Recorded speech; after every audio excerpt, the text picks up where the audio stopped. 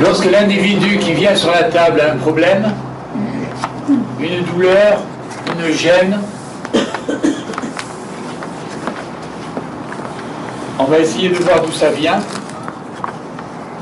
et on va demander à voir l'expression psychologique qui va avec cette gêne, cette douleur. On demande ce qu'on va faire. On demande d'avoir l'expression psychologique et on voit au niveau du visage et parfois sur le corps entier, on voit l'expression qui a marqué le début du problème.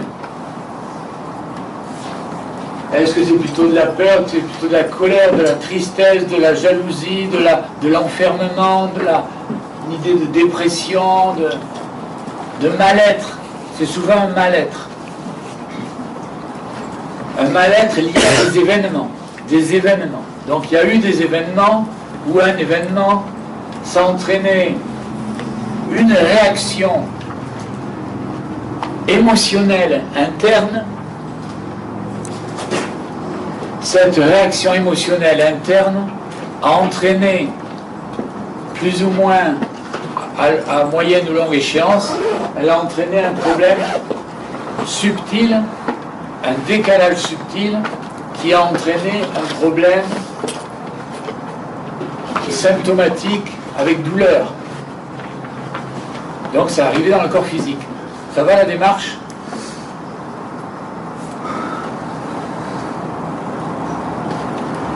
Ça, c'est un ancrage émotionnel, c'est une force orientée vers l'apparition de la douleur. Nous, on regarde quelle est l'expression psychologique qui est liée à l'événement.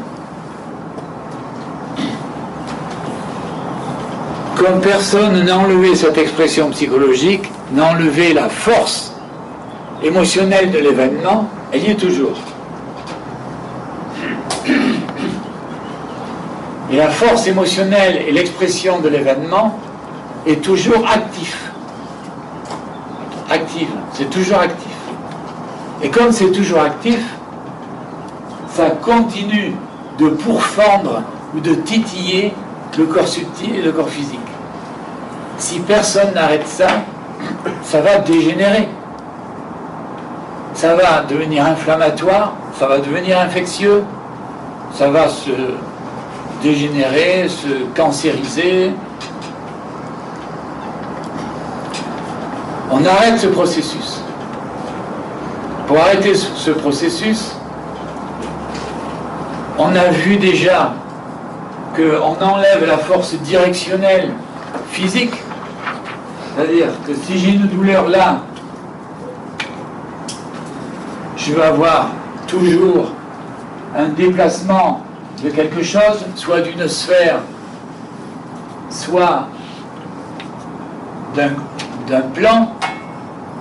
Et vous avez dit, pour récupérer, pour enlever cette douleur ou ce déséquilibre, on va dans la lésion, on revient, on va dans la lésion, on revient, ou, comme on vous l'apprend depuis hier, on est centré, on regarde le problème, on rentre à l'intérieur de soi, terminé, il n'y a plus de problème. Tant qu'il y a l'imprégnation psychologique, ou ce que d'autres appellent la mémoire cellulaire, ou la mémoire ancestrale, héréditaire, etc., tant qu'il y a ça, ça active. Tant qu'il y a le de l'accident qui s'est passé 20 ans plus tôt, tout est actif. Nous, on dit, en tant qu'énergiologue, puisque tu viens me voir patient, tu n'as plus besoin d'avoir ces titillements du passé. Ça y est, tu as souffert, tu as sûrement appris ou pas, peu importe. Le pourquoi de ça, ça t'a remué, ça t'a fait faire un travail dans ta croissance spirituelle, on n'en veut plus.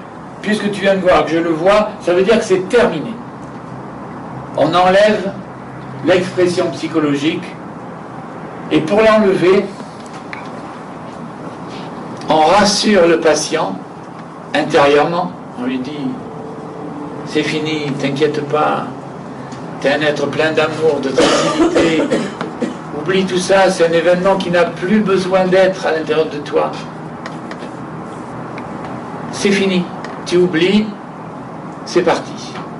Et en une séance, ça part. Tiens, j'ai pas regardé Isalie comme ça, en fait, ça me fait penser. Il arrive que ça parte pas en une séance. Oui, bien sûr. On le berce jusqu'à ce que dans notre vision intérieure, ça disparaît. Et ça disparaît. Si ça disparaît, la force d'impaction disparaît, la cause était là-dedans, elle disparaît aussi, l'événement disparaît. Si ça disparaît, ça peut se remettre en place, le décalage, il peut se remettre en place, et le problème physique, anatomique,